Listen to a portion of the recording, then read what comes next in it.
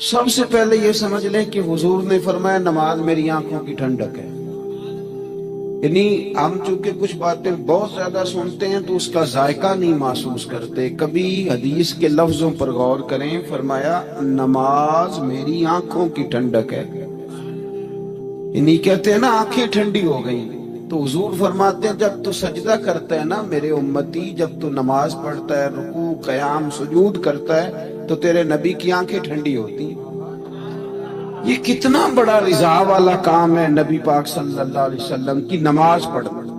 اور حضور کا اپنا نماز کے ساتھ رشتہ یہ تھا کہ سورج گرہن ہوا تو حضور نے نماز کی نیت باندھ لی، چاند گرہن ہوا تو نماز پڑھنے لگے، تیز بارشیں طوفان کی صورت میں آئیں تو نماز پڑھی، بارش نہیں ہوتی تو نماز پڑھی.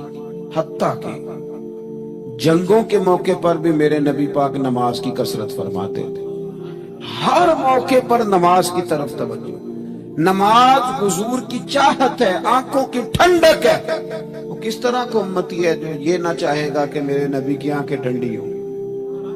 آپ نماز پڑھیں، نماز میں آپ توجہ کریں. ایک ہوتا ہے نماز پڑھنا، ایک ہوتا ہے اہتمام کے ساتھ نماز پڑھنا. یعنی ذرا وقت پہ اٹھنا، ذرا صحیح کر کے وضو کرنا، ذرا شوق سے مصلی بچھانا. ایک ہوتا ہے تسبیح پڑھ لینا، اور ایک ہوتا ہے ذرا تھوڑا سا نا شوق کے ساتھ اللہ کو یاد کرنا. آپ کبھی جو میں نے آیت کریمہ پڑھی اس کی آپ شان نزول دیکھیں. نبی کریم صلی اللہ تعالی علیہ وسلم کے نا کچھ صحابہ اللہ کی محبت کے شوق میں حضور کی بارگاہ میں حاضر ہوئے. انہوں نے آ کے عرض پتہ کیا کیا؟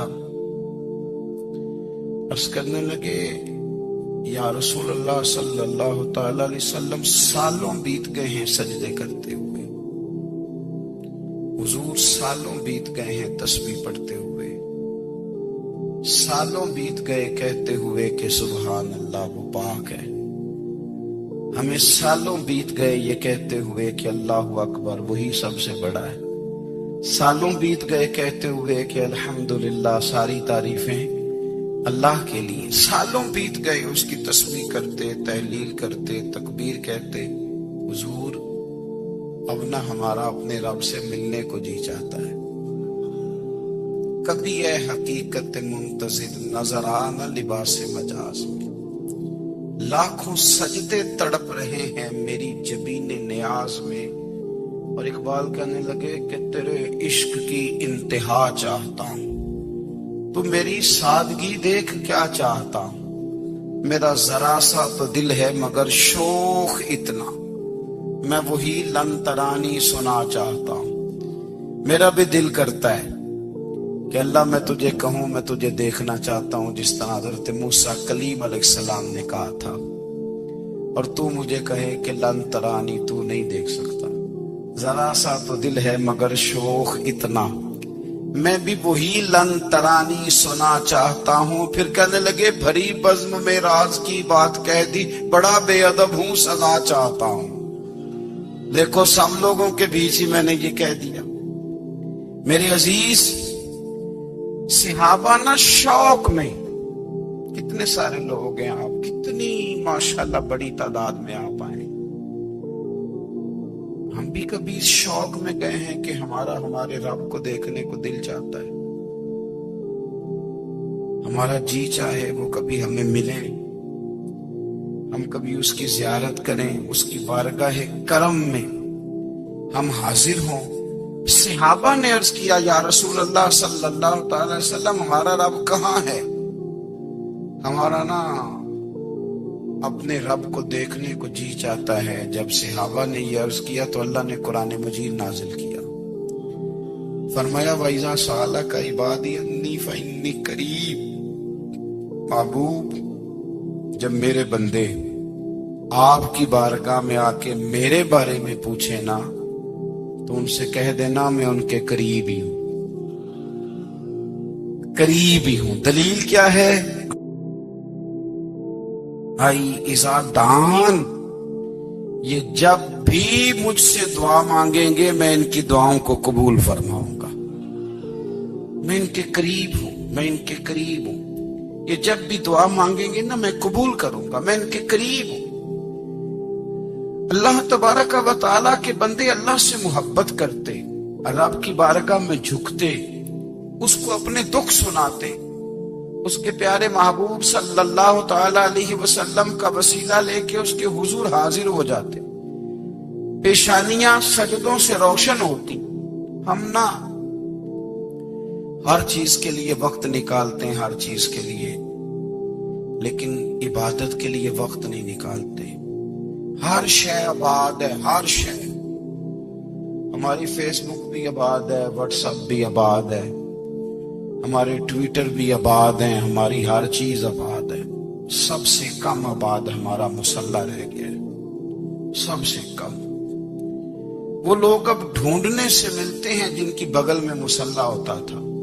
میرے بھائی، آپ کتنا کو دنیا کے پیچھے بھاگو گے تھکا دے گی، کتنا دولت کے پیچھے بھاگو گے تھکا دے گی۔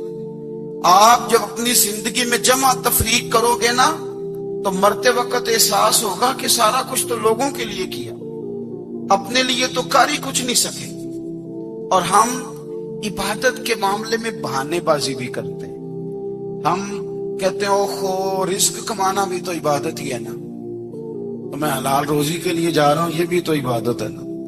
میری طرح کے لوگ کہہ دیتے ہیں کہ میں سویرے اٹھ کے مدرسے میں کچھ اسباق دیکھتا ہوں تو یہ بھی تو عبادت ہے، میں بیان کرنے کے لیے مطالعہ کرتا ہوں تو یہ بھی تو عبادت ہے نا، اتنے لمبے سفر کر کے ملک میں دنیا میں گھومتا ہوں تو یہ بھی تو میں عبادت ہی کر رہا ہوں۔ اب اسپیشل نفلوں کے لیے وقت کس طرح نکلے، اسپیشل کر کے تسبیح میں کیسے چلاؤں، میں سارا کچھ ہم بہانے بنا لیتے ہیں نا۔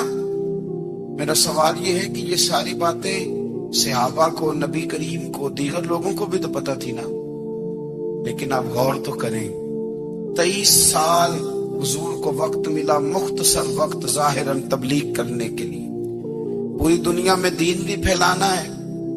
گھر میں 11 ازواج ہیں، 4 بیٹیاں ہیں، ان کی اولادیں، سارے کام کاج بھی دیکھنے ہیں، لیکن سیدہ طیبہ طاہرہ حضرت عائشہ صدیقہ رضی اللہ تعالیٰ عنہ فرماتی ہیں سارا دن تبلیغ کرتے، ہر غلام کے دکھ سنتے، گھر میں آتے تو اپنے گھر والوں کا خیال کرتے، کام میں ہمارا ہاتھ بٹاتے۔ قربان جاؤں، کہتی ہیں زمانہ سارا سو جاتا لیکن آمنہ کے لال مصلی بچھا لیتے۔ دنیا سو گئی، ساری سب سو گئے، جو خدام تھے، وہ جو غلام تھے وہ سو گئے۔ صحیح مسلم میں لفظ ملیں گے، سیدہ پاک فرماتی ہیں او میرے نبی کے غلاموں، میں نے یہ رنگ بھی دیکھا ہے کہ حضور نے اتنا کھڑے رہے، اتنا قیام کیا، اتنا قیام کیا کہ مقدس پیروں میں ورم آ گئے، سوج گئے پیر، اتنے بڑے۔ دل پہ ہاتھ رکھ کے نہیں بتا سکتا کہ میرے کبھی نماز میں پیر سوج گئے، کوئی نہیں بتا سکتا۔ بچوں کی روٹی کماتے تھک گئے بات الگ ہے، ہم سیر کرنے گئے تو تھک گئے بات الگ ہے، لیکن عبادت میں یہ بھی تو مسلم شریف ہے نا، یہ بھی تو دین ہے نا، یہ بھی تو حضور کی سنت ہے، یہ بھی تو وہ چیز ہے جو کریم کی آنکھوں کی ٹھنڈک ہے۔ سیدہ فرماتی ہیں پیروں میں ورم آ گئے، ساری رات ہی حضور نے نماز پڑھی اور ایک ہی آیت بار بار دہرائی۔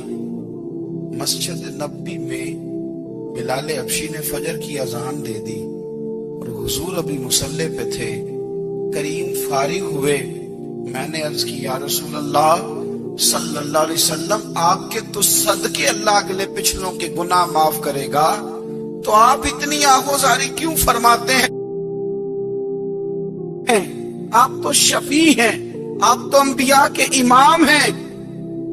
تو حضور نے فرمایا عائشہ تم نے گنوایا ہے نا میرے اللہ کی مجھ پر کتنی رحمت ہے، افلا اکون عبدا شکورا، فرمایا اگر اس نے اتنی نعمتیں دی ہیں تو کیا میں اس کا شکر گزار بندہ نہ بنوں، میں شکر گزار بندہ نہ بنوں اس کا؟ پھر اگر اتنی نعمتیں اس نے دی ہیں، مجھے اتنا نوازا ہے، تو پھر میں اس کے سامنے سجدے نہ کروں؟ او میرے بھائی، بڑے قابل فخر لوگ ہیں ہم کہ ہم نبی پاک کے غلام ہیں۔